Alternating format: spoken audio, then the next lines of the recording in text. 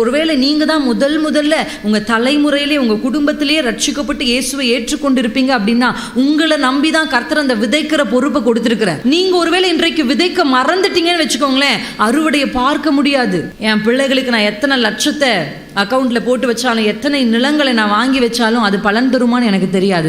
ஆனால் கர்த்தருடைய சமூகத்தில் நீங்கள் விதைக்கிற விதைகள் உங்களுக்கு நிச்சயம் பலன் தரும். நம்பிக்கையோடு விதைங்க, நம்பிக்கையோடு விதைங்க.